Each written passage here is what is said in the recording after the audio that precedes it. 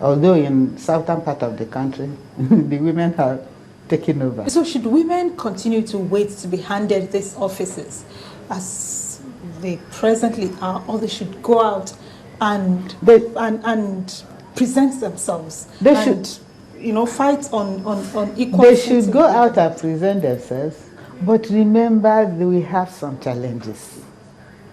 Economical challenge. You need finance for logistic and campaign. Most women don't have that.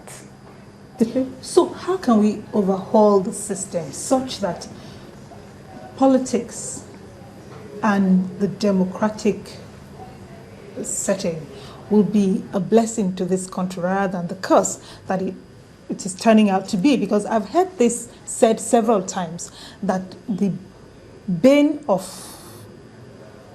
Nigeria, its underdevelopment, its insecurity, and so forth, is the politics and the politicians.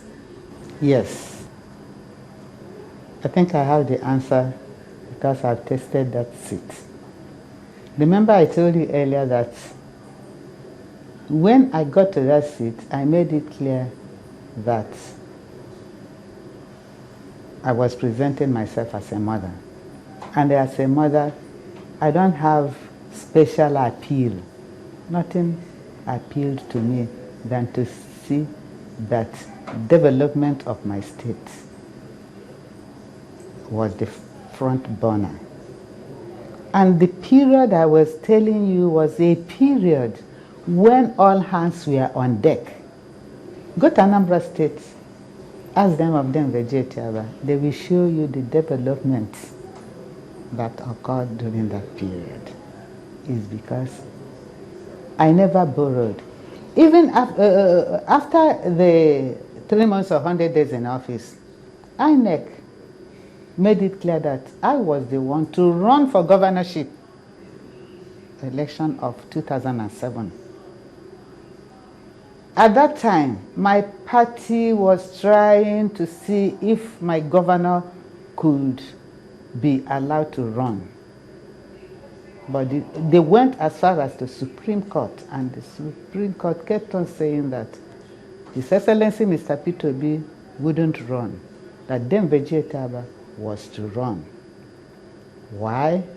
Because we were waiting for our tenor interpretation. After the election of 2003, we won. But it was we upturned. Being who? The APGA won. APGA won. But it was upturned, and INEC gave it to PDP. So we had to face the tribunal.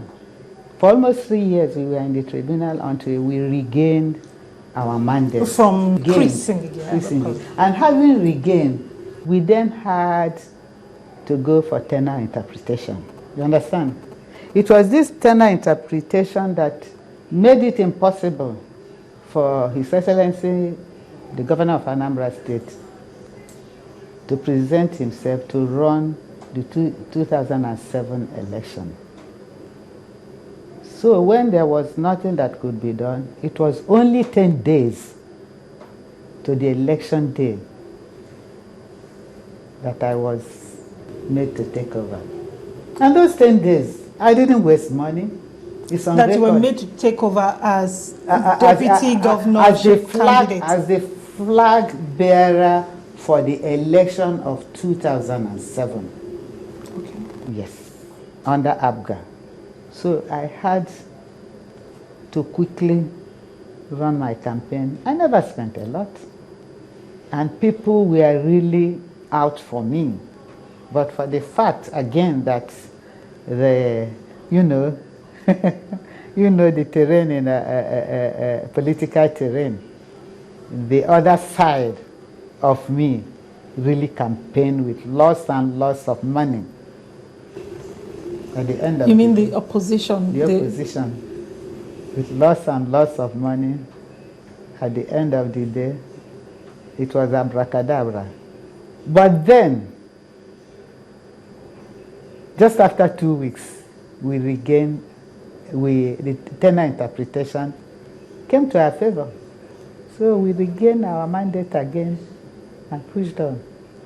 In the sense, what I'm saying is that a lot of money is being wasted during election campaign, trying to buy vote, trying to have people to mortgage their conscience.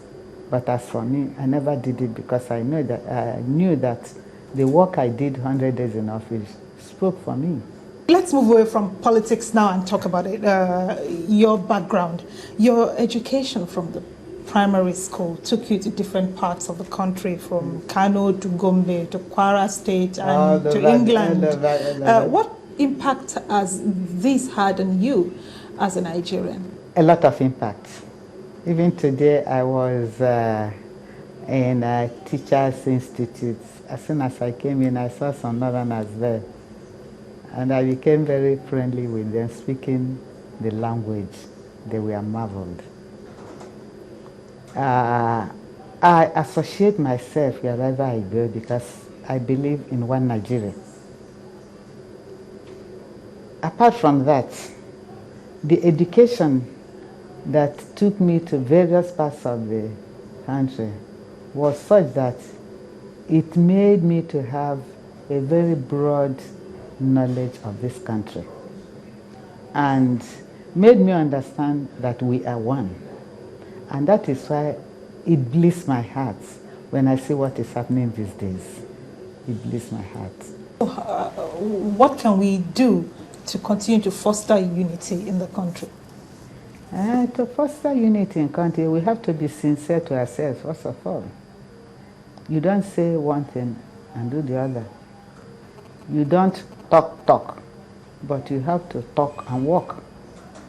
It's because I talk and walk that has made my familiarity with those places very easy. Even 2 days ago, I spoke with the mayor of Kaltungo.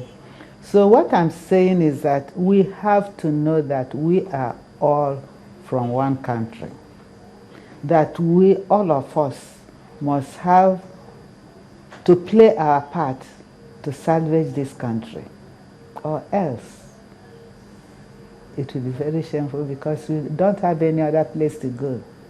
So this idea, I am saying it, when you ask for employment, when you go for a data, the form will just be issued to you. State of origin. What's the need of state of origin? Why can't you say that you're Nigerian? Because that state of origin does a lot of havoc. Just look at, as a teacher, just look at the recent federal government college entrance exam that was released. What justification do we have that a state like Anambra will have a cutoff of 139 points, and a state like Zamfara will have a cutoff of 2. Is that not showing disparity? Why can't teachers move from south to the north and teachers from the north to the south, and then try to cooperate and blend whatever we do? Because it is telling a lot on the development. Our education is being bastardized with this sort of arrangement. So I'm saying that we have to do away with anything that portrays the individual as coming from a particular area. Including federal character? Yes. Yes, including federal character. It is that federal character that is trickling down. It is it that is trickling down. Because if I know that I come from a particular state and I will be favored, why must I work hard? If you say you have 50 people to be employed, and then you share the number to the states, whether I work hard or I don't work hard, I must be there because they will call you 1, 2, 3, 5. Okay, good. We will take a break now, and when we return, we'll be talking some more with Dame Virgie Etiaba. Do stay with us. Many factors define your health.